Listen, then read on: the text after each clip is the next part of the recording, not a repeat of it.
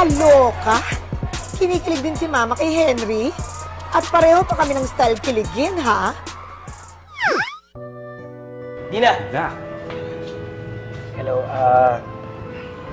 pwede mo itong makausap saglit? May tatanong lang ako. Pero, pwede ba itang samahan pa uwi? Hatid na kita kasi gabi na, baka kung ano mangyari sa'yo. Diba? Pwede. Pwede. Uy, okay. Dina, sumagot ka naman. Masyado ka naman kasing obvious.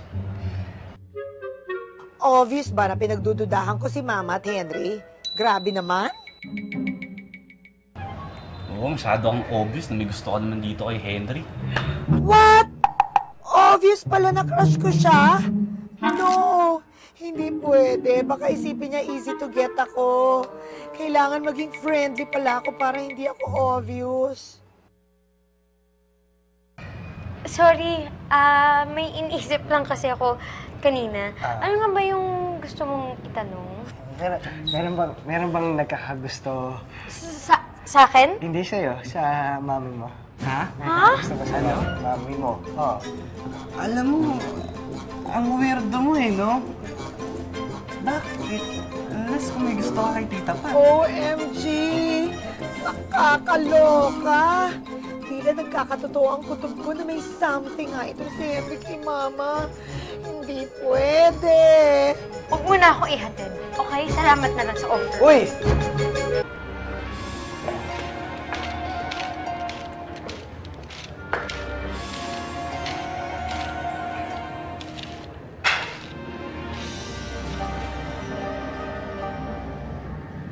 Ano ba yan?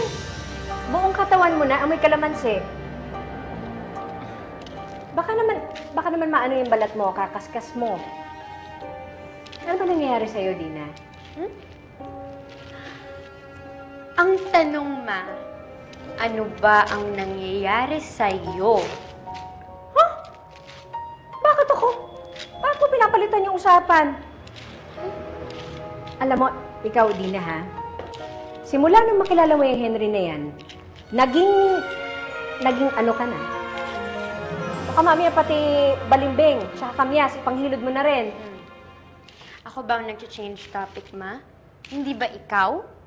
Oo, naliligo ako ng kalamansi, ng lemon, ng orange, at ng kung ano-ano. Pero kayo po, ultimo matutulog na lang, naka-makeup pa rin. Akala niyo po ba hindi ko napapansin yung pagbabago mo? Huwag mong ipasa sa akin, Ma. Hindi ka na. Kumain na tayo. May pansit dito. Tapos na po ang paligat sa awa ng Diyos ay nanalong barangay namin. Pero wala sa kalooban ko magbunyi kasi nagdurugo po ang puso ko.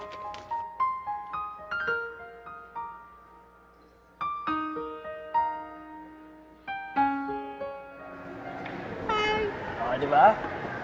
Matalo tayo! Congratulations sa atin. Sa'yo lang. Ikaw lang naman nagpanalo sa team mo eh. Siyempre, pinalalo ko yun para sa'yo. Talaga?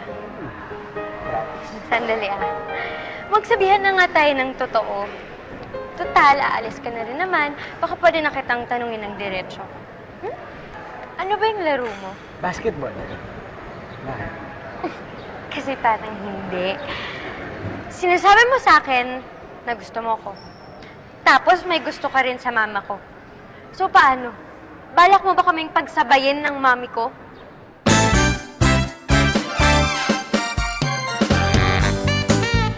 Ako? May gusto sa nanay mo? Hindi ako. Ipapatawa ka ba? Ang laki ng gap ng age namin. Para ko na rin siyang nanay. Ano ba yung mga iniisip mo? Totoo ba yun? Aray po. Sakit sa mata. Pero kahit mamatanda, meron pa rin naman nagkakagusto na Don't worry, Ma. May nagkakagusto pa rin talaga sa'yo. Sino nga ba siya ulit? Si Henry ba? Aminin niyo na lang kasi sa akin para alam ko. Aminin niyo na. Baliw ka ba? Ako nagkakagusto sa nanay mo. Okay ba sa'yo? Talaga po? Yes! Naku, Coach, no problem.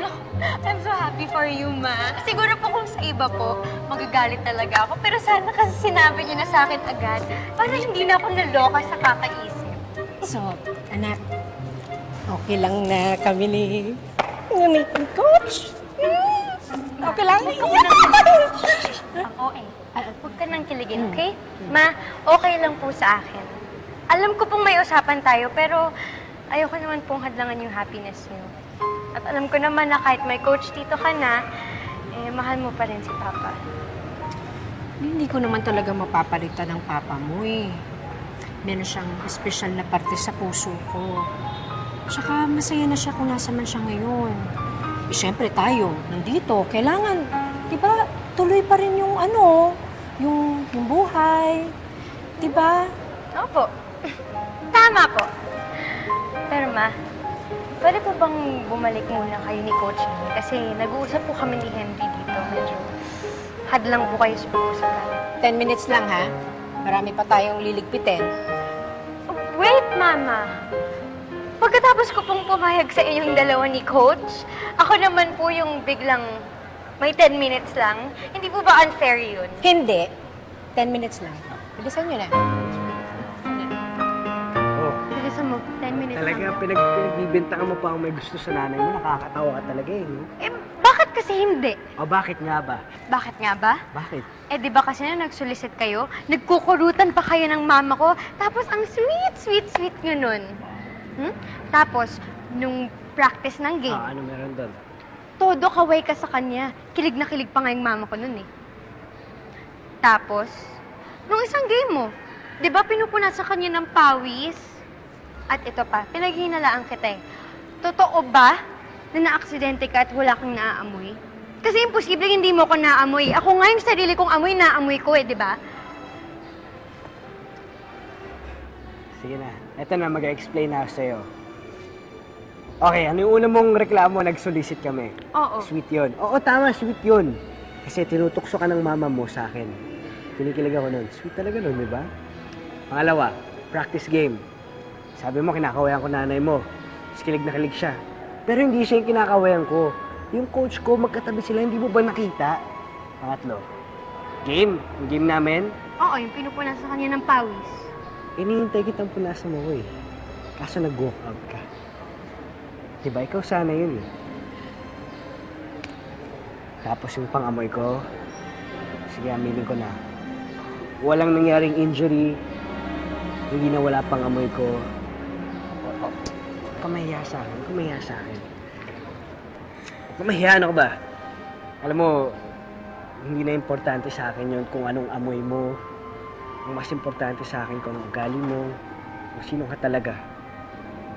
Kaya huwag ka na mahiya sa akin. Ginawa ko lang yun para hindi ka na ma-conscious. Kasi, Ano? amoy tinapa ko. Eh, yun nga yung favorite ko eh. Masarap yung amoy na yun para sa akin. Yung tinapa, that's my favorite. You're my favorite. Talaga. Sure ka?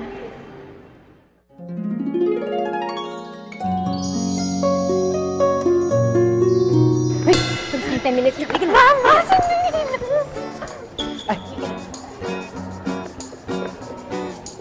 Coach, lakad mo ako dyan ah.